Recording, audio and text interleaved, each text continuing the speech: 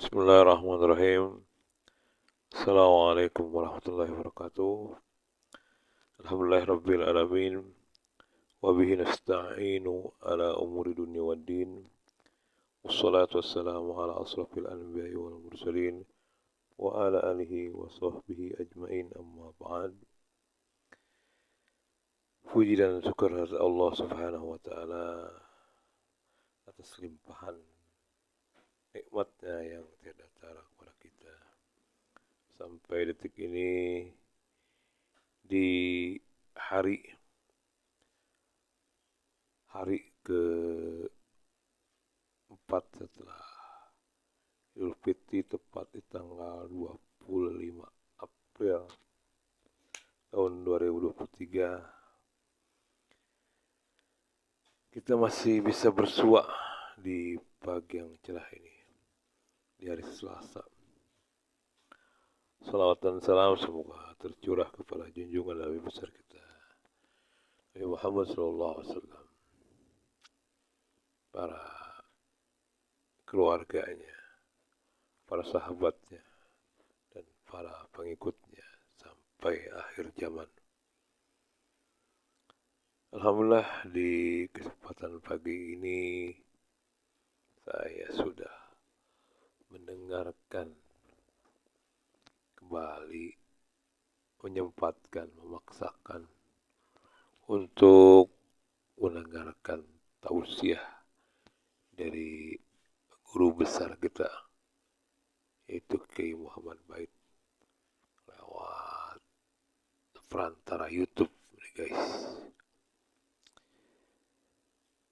Dipaksakan agar hati ini tersiram, jiwa ini yang kering, agar senantiasa selalu disirami, selalu diisi dengan hal-hal yang semoga dengan perantara kita mendengarkan tausiahnya, ceramah dari Guru Muhammad Bait, kita semakin ingat bahwasannya kita itu tidak selalu memikirkan dunia, dan kita juga harus memikirkan bekal nanti di akhirat kelak. Ini berhubung saya sudah sampai di Al-Hikam yang ke-51,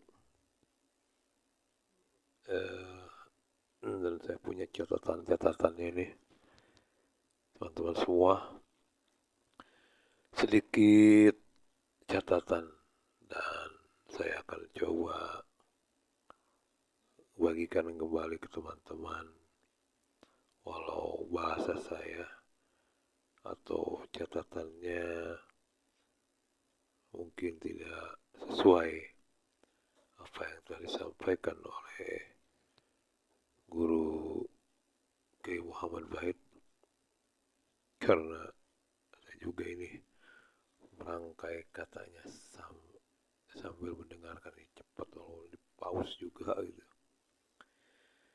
Jadi tidak lain, guys, di video kali ini saya hanya ingin kembali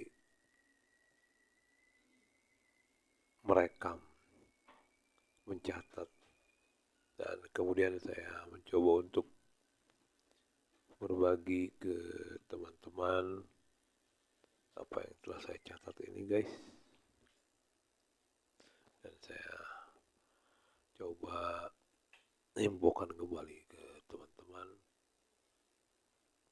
agar apa yang saya sampaikan menjadi ladang ibadah buat saya pribadi khususnya, dan kita semua. Semoga dengan begini kita mendapatkan sesuatu hal yang positif, yang baik, yang tidak lain selain kita memperbanyak konten-konten yang bermanfaat. Kita imbangi di YouTube ini yang banyak juga yang konten-konten pokoknya begitulah.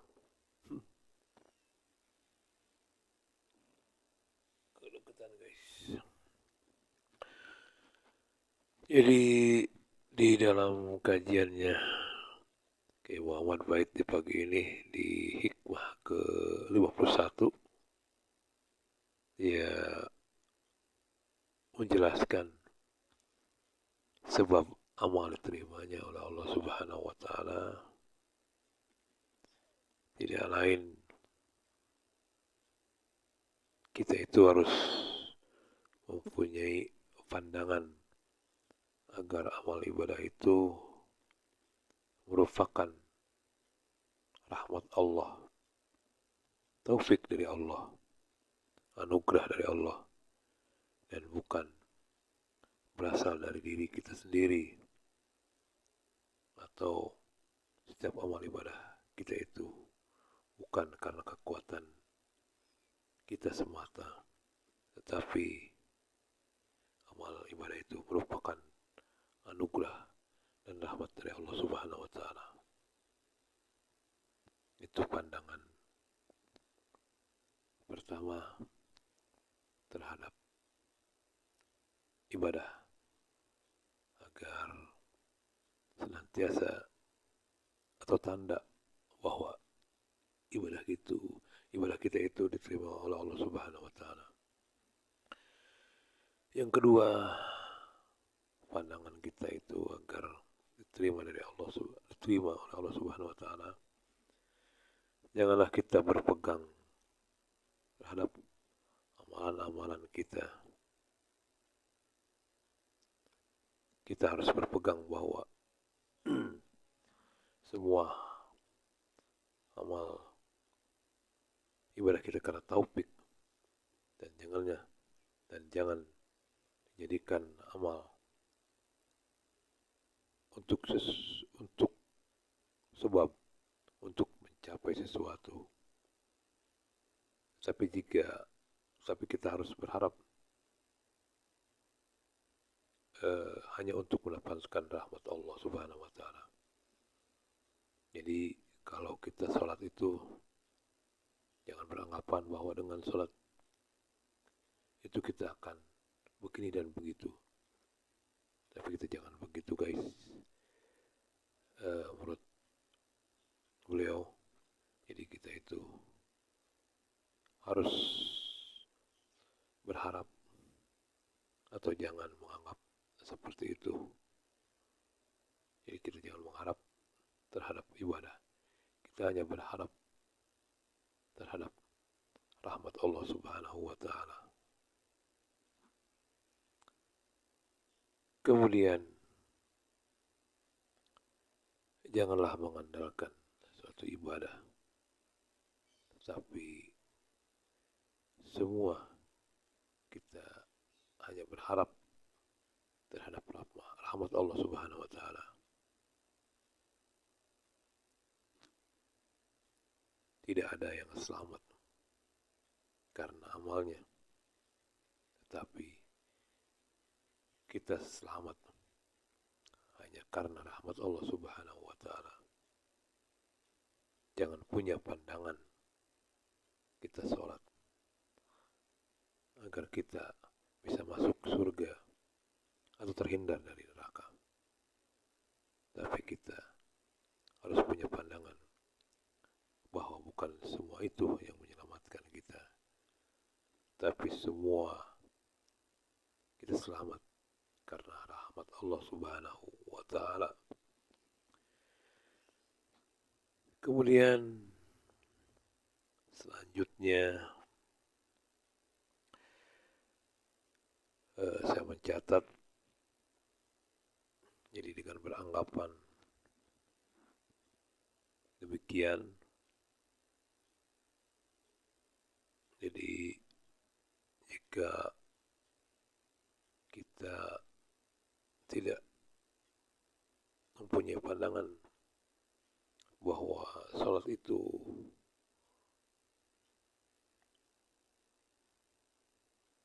bukan merupakan sesuatu sebab kita masuk surga dan terhindar dari api neraka, dan itu semua bisa terhindar karena rahmat Allah.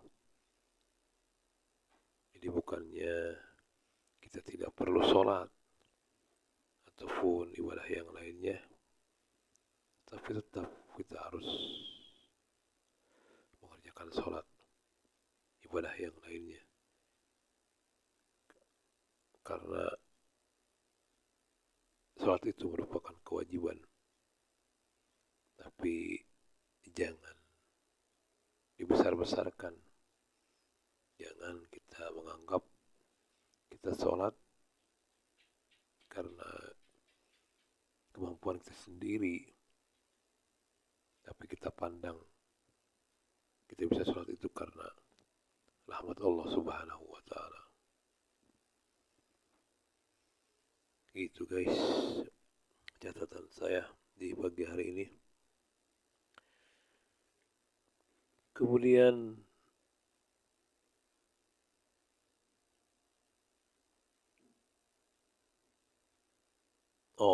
orang yang menganggap bahwa ibadahnya, sholatnya ataupun yang lainnya karena kemampuan dirinya sendiri, atas kekuatannya diri sendiri, dia menganggap bahwa ia bisa ibadah, dan dia ibadah bukan karena pertolongan Allah, maka ini sesuatu yang dinamakan ujub, dan ujub itu bisa membinasakan ibadah kita. Kemudian dijelaskan dalam ceramahnya sifat-sifat yang membahayakan, yaitu diantaranya kikir, terus hawa nafsu yang diikuti, dan yang ketiga adalah ujub seseorang dengan dirinya, atau dia merasa dia beramal segalanya karena dirinya dan bukan atas pertolongan Allah Subhanahu wa Ta'ala. Kemudian beliau juga mengisahkan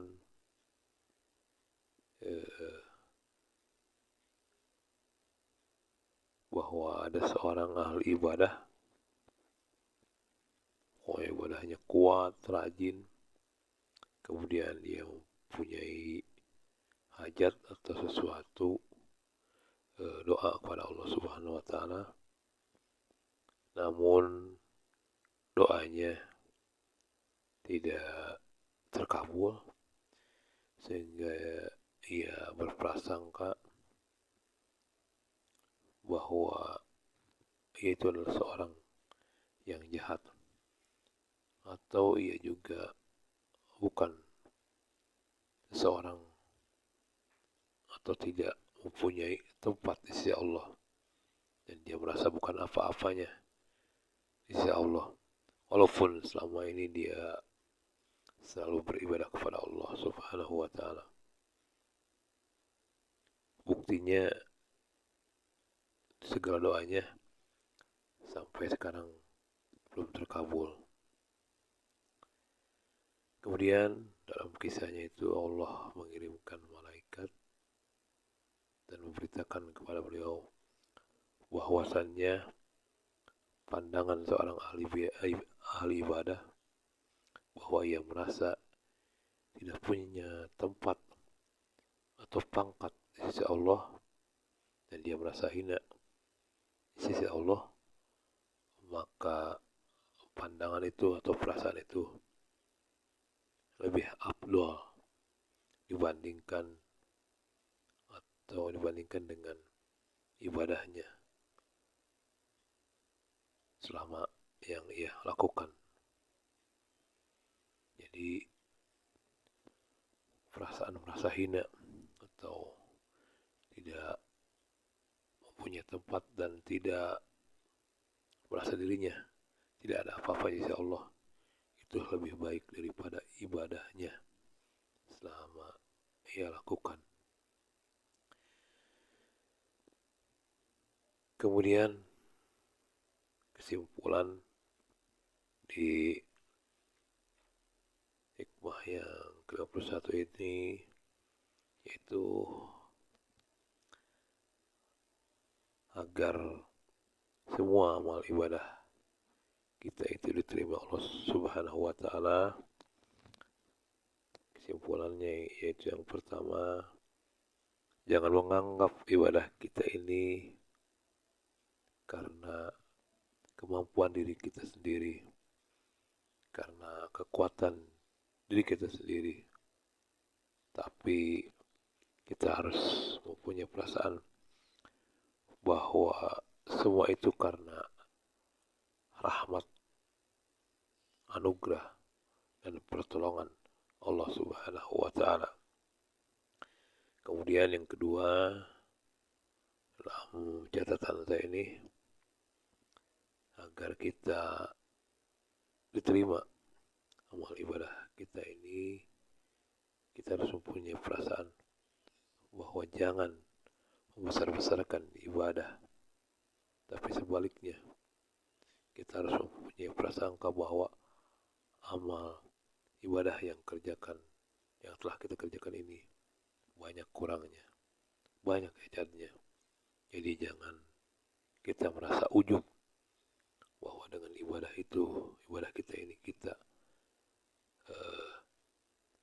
itu mulia, mempunyai pangkat di sisi Allah Subhanahu wa taala. Jangan guys. Jadi kedua, pandangan ini bisa menjadi modal agar ibadah kita diterima Allah Subhanahu wa taala. Jadi gitu teman-teman semua, ini catatan saya tentang ceramahnya, kajiannya Kiai Muhammad Bait yang telah membahas hikmah ke-51. Ini saya tonton di YouTube ya, di channelnya Mas Rino, biasa di dakwah, saya channelnya biasa di NM32 BCM, tapi muncullah itu Mas Rino. Saya nonton di YouTube, kemudian saya tulis dan saya mencoba untuk berbagi kepada teman-teman. Semoga ini semua bisa menjadi sesuatu yang bermanfaat, bisa menjadikan pengingat bagi kita semua. Tapi saya mohon maaf bila ada kesalahan atau perkataan atau rangkaian kata yang tidak sesuai dengan apa yang seharusnya. Mohon dimaafkan ya guys. Itu saja mungkin. Sekali lagi saya mohon maaf bila ada kesalahan, karena saya hanya mencatat saja nih guys. Saya bukan seorang ahlinya, hanya ingin berbagi, hanya ingin menambah dunia per-YouTubean ini, dunia YouTube, video-video dari semua YouTube, di sumber YouTube, agar ada nih video konten yang sedikit bermanfaat gitu guys, tidak hanya hura-hura hiburan saja gitu ya. Sekali lagi mohon maaf bila ada kekurangan. Assalamualaikum warahmatullahi wabarakatuh.